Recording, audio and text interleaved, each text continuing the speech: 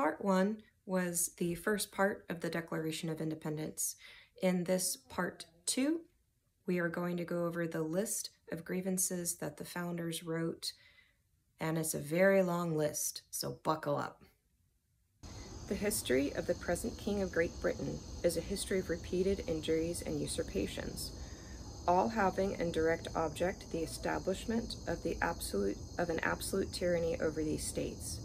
To prove this, let facts be submitted to a candid world.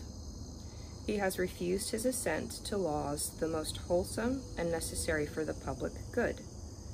He has forbidden his governors to pass laws of immediate and pressing importance, unless suspended in their operation, till his assent should be obtained, and when so suspended he has utterly neglected to attend to them.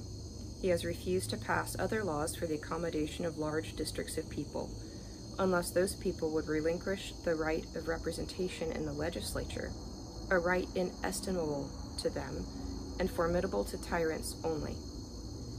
He has called together legislative bodies at places unusual, uncomfortable, and distant from the repository of their public records, for the sole purpose of fatiguing them into compliance with his measures. He has dissolved representative houses repeatedly for opposing with manly firmness his invasions on the rights of the people.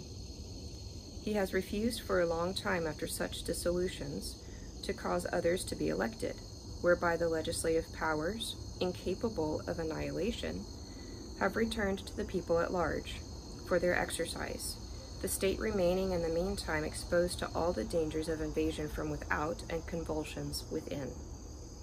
He has endeavored to prevent the population of these states, for that purpose obstructing the laws for naturalization of foreigners, refusing to pass others to encourage their migration hither, and raising the conditions of new appropriation of lands. He has obstructed the administration of justice by refusing his assent to laws for establishing judiciary powers. He has made judges dependent on his will alone for the tenure of their offices and the amount and payment of their salaries. He has erected a multitude of new offices and sent hither swarms of officers to harass our people and eat out their substance. He has kept among us in times of peace standing armies without the consent of our legislatures. He has affected to render the military independent of and superior to the civil power.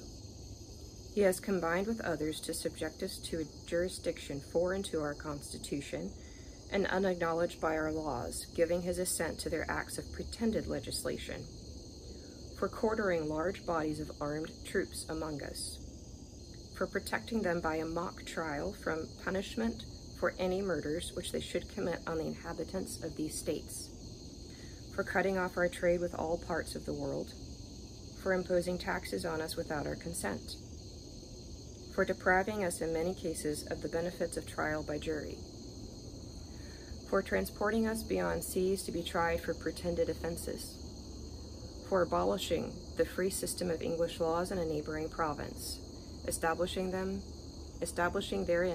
an arbitrary government and enlarging its boundaries, so as to render it at once an example and fit instrument for introducing the same absolute rule in these colonies, for taking away our charters, abolishing our most valuable laws, and altering fundamentally the forms of our governments, for suspending our own legislatures and declaring themselves invested with power to legislate for us in all cases whatsoever. He has abdicated government here by declaring us out of his protection and waging war against us. He has plundered our seas, ravaged our coasts, burnt our towns, and destroyed the lives of our people. He is at this time transporting large armies of foreign mercenaries to complete the works of death, desolation, and tyranny, already begun with circumstances of cruelty and perfidy, scarcely paralleled in the most barbarous ages, and totally unworthy the head of a civilized nation.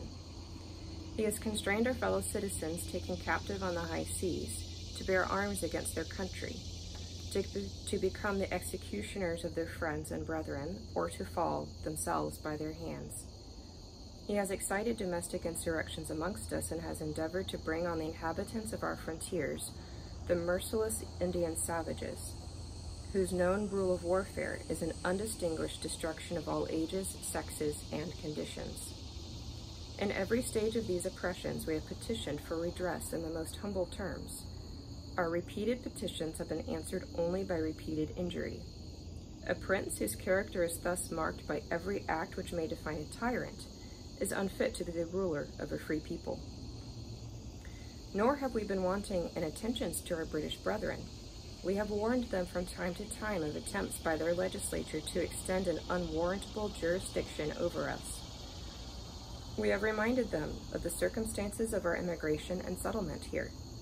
We have appealed to their native justice and magnanimity, and we have conjured them by the ties of our common kindred to disavow these usurpations, which would inevitably interrupt our connections and correspondence. They too have been deaf to the voice of justice and of consanguinity. We must therefore acquiesce in the necessity which denounces our separation, and hold them as we hold the rest of mankind, enemies in war, in peace friends.